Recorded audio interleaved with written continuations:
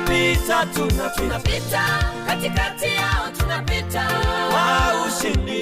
Yesu ametutangulia. Jamani, tunapita katikati yao, tunapita wapende wasipende.